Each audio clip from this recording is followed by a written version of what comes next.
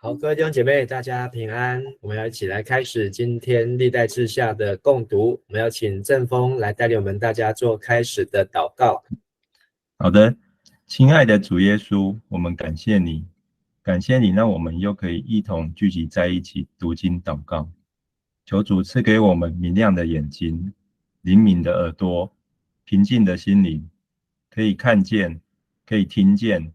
可以感受到你的话语。孩子祷告是奉靠主耶稣基督的名求，阿们。阿们。好，谢谢。那我们在昨天的经文当中，我们看到所罗门他建完圣殿，并且在第5章邀请迎接约柜进入圣殿，然后要做献殿的祷告。昨天第6章就是所罗门这个很长的献殿的祷告。而这个祷告的重点呢，不仅在于这个圣殿，更是所罗门王他透过这样的祷告来改变了人跟上帝之间的关系。不仅仅只有借着这些的利未人、祭司、大祭司才能够来亲近上帝，而是人可以用祷告的方式就能够来到上帝的殿。所以而让圣殿它赋予了就是成为一个祷告的殿，人是借着祷告能够来求告上帝的名。那这也是在圣经当中，其实亚当生的儿子叫赛特，赛特生了儿子叫以挪士，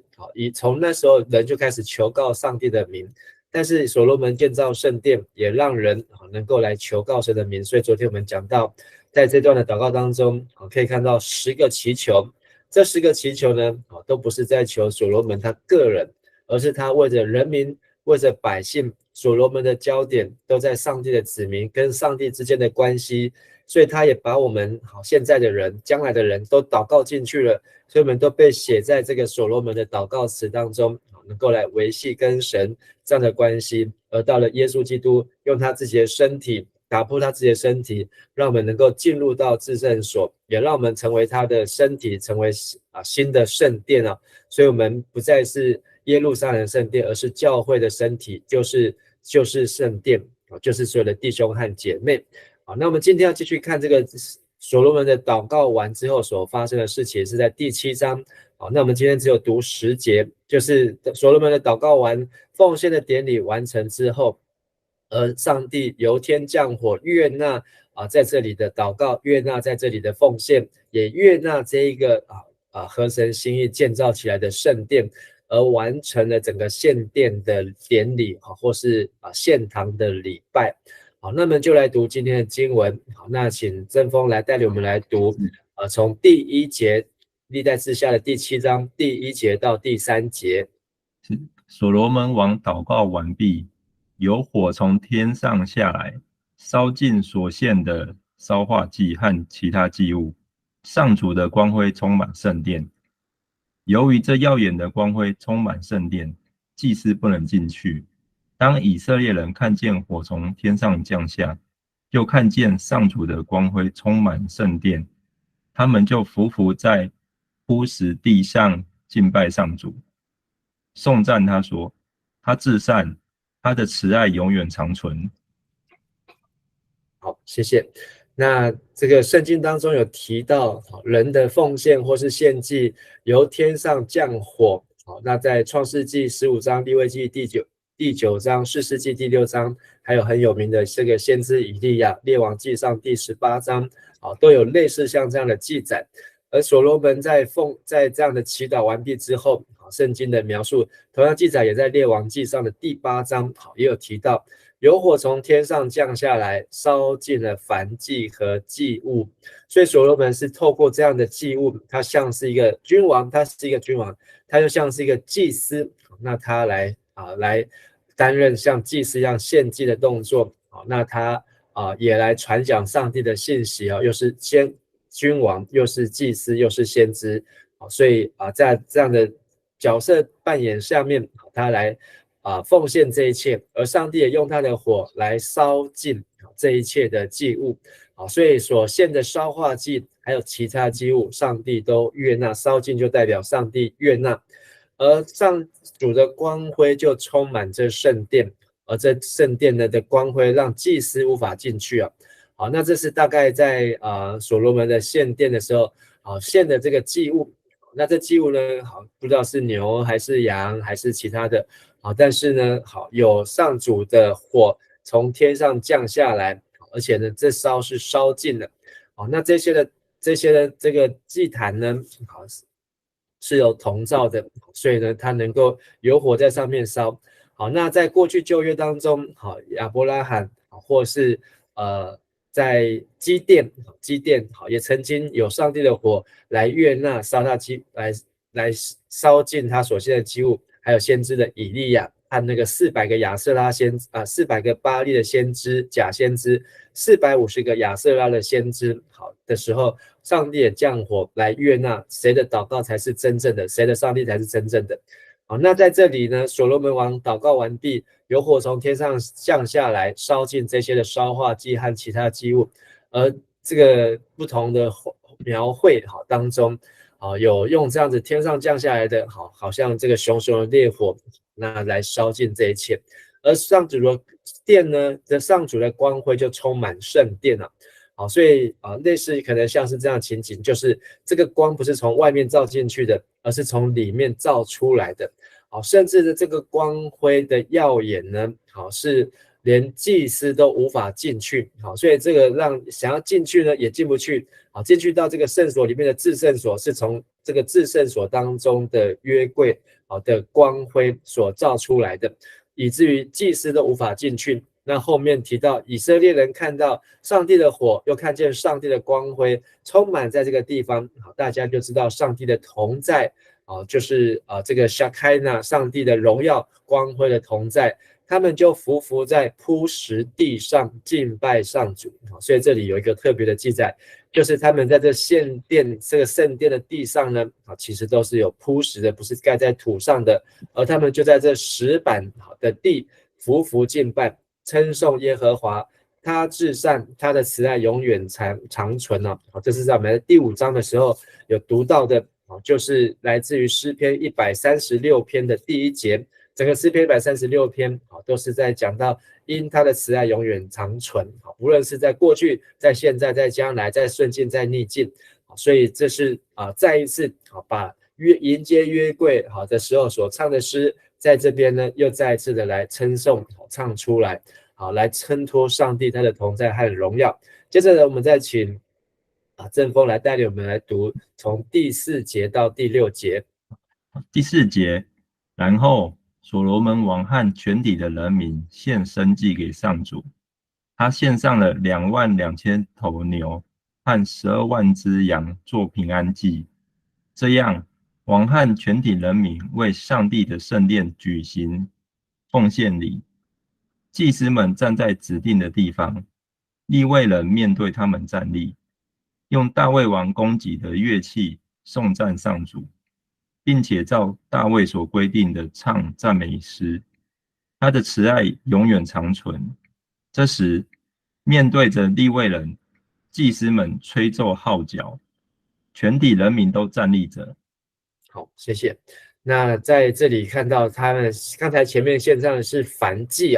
而在这里呢献上的是平安祭。好，而这平安祭呢，就是在利未记当中5种献祭当中的平安祭。这种平安祭就是一种感恩的献祭。好，所以所罗门献上是一个大手笔，22000头的牛，12万只的羊。如果按照换算的话呢，这是在王宫当中大概是3年份的食物可以吃3年了。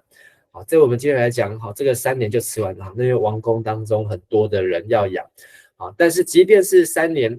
我们今天可能来吃可以吃30年，但是在王宫当中要3年，那等于是一个人3年的收入能够在一次的献上当中是很不容易的。但是我们在今天的信息主日讲道当中又提到，所罗门他能够奉献这么多，前提是上帝就祝福他有这么多。如果上帝没有祝福他这么多，他连2头牛都不一定奉献得出来。但是上帝的祝福透过大卫和上帝所立的约，大卫和上帝和大卫所立的约，以及大卫在上帝面前的回应，还有忠心的服事，以至于所罗门领受祝福，他能够一口气就奉献出3年他的这一些的以我们今天来看，就是3年他的薪水也好，或是整个王宫王室3年的食物表示他们真的是丰盛有余而他们现在这些的牛羊做平安祭，甚至还王和全体人民为上帝的圣殿举行奉献礼好，那这就很像我们今天的献堂。好，我们的教会也在1965年好到1985年的时候呢，好我们盖好，然后后来在30周年的时候，好又再次增建好，所以在这个过程当中呢，好上帝好也是有做这样献堂的礼拜。而这个献堂呢，让祭司们，就是所罗门按照他的父亲所留下来的这些的利未人，还有音乐的这些的服侍人员，都站在他们站的位置，用大卫王，所以这里又提到用大卫王供给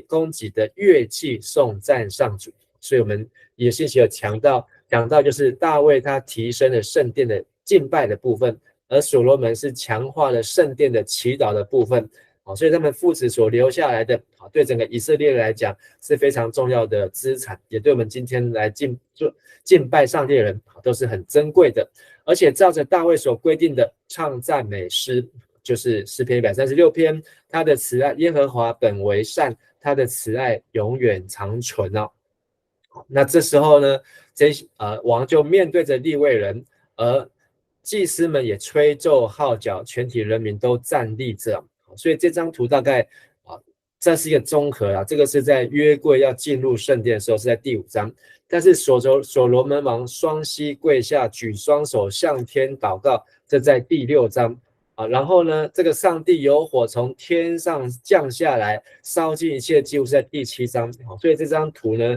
把历代志下的5章、6章、7章都画在一起。然后这些的利未人拿着乐器，按着大卫所称颂所唱的都画在这边。好，但是呢，这可能是一个示意图。好，但是的确是有一个这样的台，的确也是有这样的坛，的确也是这个铜海，的确也有看到这个2个圣殿前面的柱子，就是亚金和这个波阿斯在左右的地方。所以可以让我们有一个示意的景象。但是我们读圣经，我们知道这张图是在讲一个故事，好，来自于历代志下的5、6、7章。好，接着再请正风带我们来读第8节到第10节。牧师是第7节到第10节吗？我刚第7节少了一节请第7节到第10节。对，是第7节，所罗门把院子当中的空地，就是圣殿前面的广场，分别为圣，在那里献上烧化祭、素祭以及平安祭用的牲畜的脂肪。所罗门这样做是因为铜祭坛太小，不够容纳那么多的祭物。所罗门和全体以色列人民在圣殿守住红节7天，民众远从北方的哈马隘口和南方的埃及边境各地前来参加。他们用7天的时间奉献祭坛，再有7天的欢宴。最后那天，他们举行避会典礼。在次日，就是7月23日，所罗门遣散民众回家，他们都欢喜快乐，因为上主赐福给他的子民以色列，也赐福给大卫和所罗门。以上。谢谢，感谢正风提醒，少了一节被我不小心删掉了。所罗门呢，他因为要献的祭物太多，有22000头牛和12万只的羊，而这些他自己所造的铜祭坛呢，根本就容不下这些的做燔祭、做素祭、做平安祭。所以这里这一章就讲到了利未记5种祭的当中的三种燔祭、素祭、平安祭，还有赎罪祭和赎愆祭。我剩下这2种没有，其他的5种当中的3种呢都献上了，就将耶和华殿前的院子的中间也分别为圣，就在那边开始举行献燔祭、平安祭、祭牲的脂肪。那这个是在继续补充关于圣殿奉献当中这些的祭物太多以至于容纳不下，所以这个场地呢，这个场景呢是非常的拥挤，但是所罗门就是一心要把这些都奉献上去，他不会觉得说这个地方已经太小了，那我现在奉献是多余的，不会，而是他就是想要用这样子的这一切来尊荣神，来尊荣上帝。而第8节讲到所罗门和全体以色列人民就在圣殿守住棚节7日那这个而且民众呢从北方的哈马隘口到南方的埃及边境都前来参加。那这张图呢是从这个迦南地的示意图就是从幼发两河流域以西然后往南一直到埃及尼罗河以东所以这一块这2个红线的当中都是当初上帝告诉亚伯兰，就是后来的亚伯拉罕所要赐给他的迦南地是这么样子的缘，所以亚伯兰才会从乌尔去到了哈兰，哈兰进入到了迦南，然后呢就在这个曼利的橡树买下了这个麦比拉洞，然后成为他在迦南地的第1块的产业。那亚伯拉罕也曾经去到了埃及，因为饥荒的缘故，那这都是上帝要赐给他们。但是所罗门在的时候呢，可以说是国家最强盛的时候，大概就在这中间框起来的地方，蓝线红线综合起来的地方。这个红线呢是民数记记载他们要进去的迦南地的地方，这个蓝线呢是在先知以西结束的时候所宣告的地方所以大概就是从北边的叙利亚一直到要往埃及的方向在这个旷野当中而所罗门他的边界呢就来到了亚兰就是现在叙利亚，也来到了埃及的边界埃及的边界也代表呢在大卫和所罗门的治理之下，这个国家相当的稳定而他们用7天的时间举行奉献祭坛，然后呢再用7天来举行欢宴，而最后那一天他们举行一个严肃会那现在中文译本翻成闭会典礼所以这个奉献礼拜呢是在什么时候呢是在住棚节。住棚节在犹太历就是提斯利月提斯利月就是犹太历的7月。那在犹太历当中有7个节，但是犹太人要男生20岁以上男生要过的3大节，就是逾越节、五旬节、住棚节，分别是尼散月的逾越节、西湾月的五旬节、提斯利月的住棚节。在西历来看，就是3、4月是我们的受难周复活节，5、6月就是我们的圣灵降临节，9、10月呢，在我们现在的教会当中没有特别的记载，但是在9、10月当中却是一个很重要的，就是赎罪日开始到住棚节，然后还有住棚节后面的节气这是一个欢欣庆祝的日子而在这样聚会当中那完成之后才次日所罗门才遣散民众回家那这样一加下来呢7加7加1就15天，15天这些百姓呢都要一起在圣殿的前面来过节那15天他们要住哪里？15天他们要吃什么？15天他们要吃穿什么喝什么这对我们今天来讲都是我们在烦恼的事情，但是呢在那时候对他们来讲一点都不是困难而在我们今天来讲可能是很大的困难。住棚节是犹太历7个节期当中的最后一个住棚节呢是从犹太历的7月15到7月21，又叫做收藏节用来纪念以色列人在流浪旷野40年以帐篷为家的时期。上帝也借着住棚节来预表上帝国度的来临因为住棚节就代表他们是有家能够回家，按照耶和华的时间表要在末后的日子彰显所以每年住棚节犹太人都要到耶路撒冷来过节，就是前面那3大节，逾越节、五旬节、住棚节，而欢庆上帝的应许和祝福。利未记23章，上帝对摩西说，你要告诉以色列人，对他们说，我指定的节日就是耶和华指定的节日你们应当召集盛会这个盛会呢就是预言的意思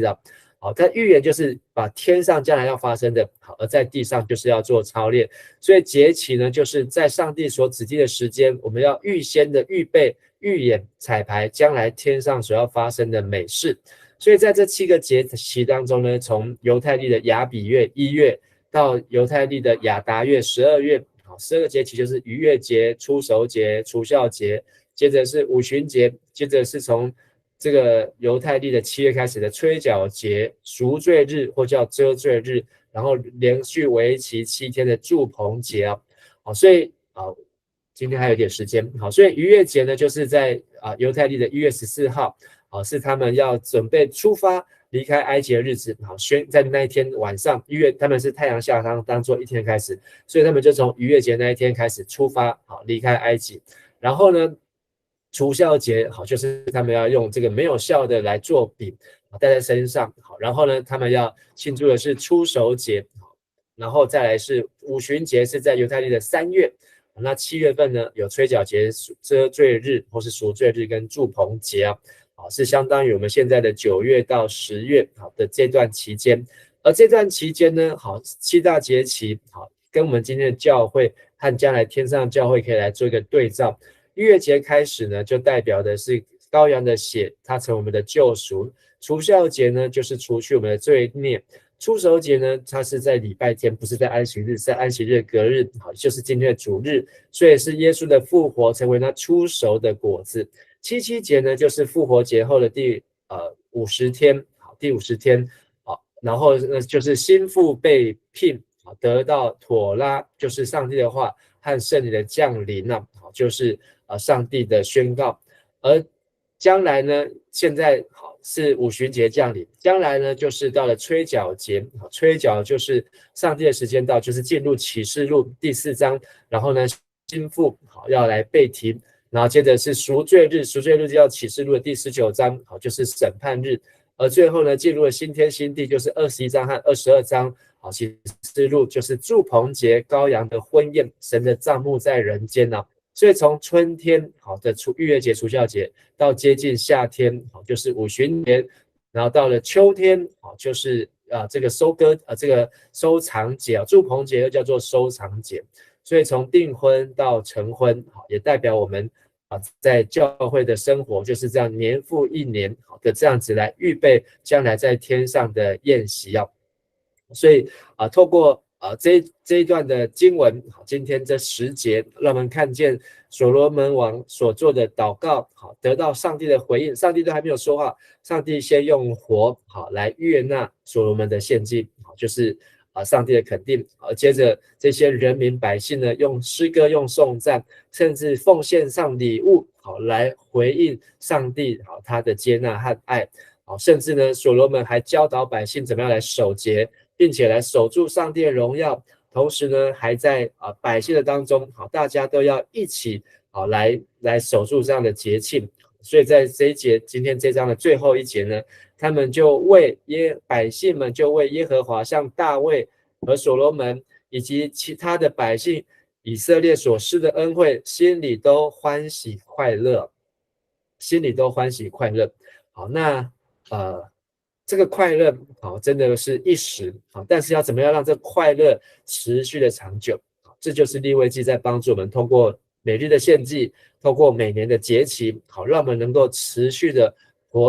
住在上帝的同在、上帝的荣耀、上帝的节期、上帝的心意当中。对我们今天来说，就是我们能够不断的每天分别为圣，有一个读经祷告的时间，让上帝能够天天与我们同行，天天与我们同在，直到耶稣基督从天再来吹响号角的时候，就是基督要来的时刻。我们今天就分享到这边，让我们一起来祷告。谢谢爱我们的父神，透过今天短短的经文，让我们再次从旧约的功课来学习我们在新约当中所要做的预备，以及将来到天上我们所要面临以及我们所要积极准备的。也感谢主让我们知道我们的祷告有上帝垂听，因着所罗门在圣殿所献的祷告，让我们今日能够在借着耶稣基督的身体能够向主向神来献上我们的祷告祈求。虽然我们没有办法像所罗门一次献上3年的礼物，或是献上这么多的牛羊，但是主你也教导我们要将自己的身体献上，是心意更新而变化，是圣洁的，是神所喜悦的。